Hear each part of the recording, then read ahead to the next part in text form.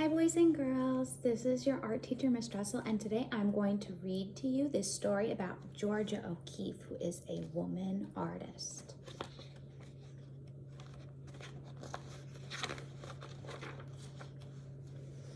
Georgia O'Keeffe was born on her family's large Wisconsin farm in 1887. She would grow up to become one of America's most famous painters. Georgia loved to paint flowers, mountains, seashells, and even animal bones that she found in the desert. Even though Georgia was interested in all kinds of natural things, she hardly ever painted pictures of people or animals. Sometimes she painted shapes and colors that she saw in her mind.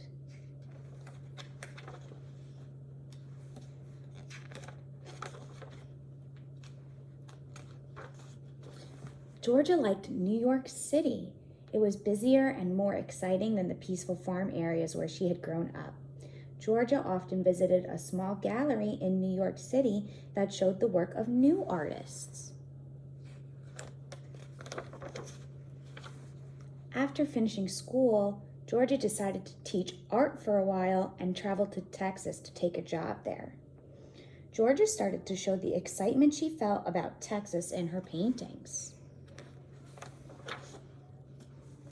Soon her work changed and she began painting the beautiful flowers that helped to make her famous. Georgia usually made her flowers very large.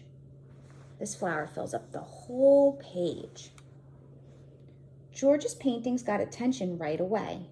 At first, people were curious to see the work of a woman artist. In the 1920s, there weren't many well-known women artists.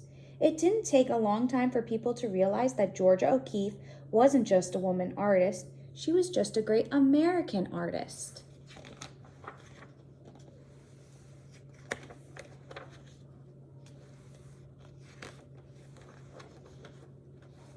Several years later, Georgia was invited out west to visit some friends in New Mexico. Georgia began painting the animal bones, desert flowers, and sun-baked adobe churches she found there. Georgia spent most of the rest of her life painting in New Mexico. Georgia only traveled to New York for a few months every year to show her work.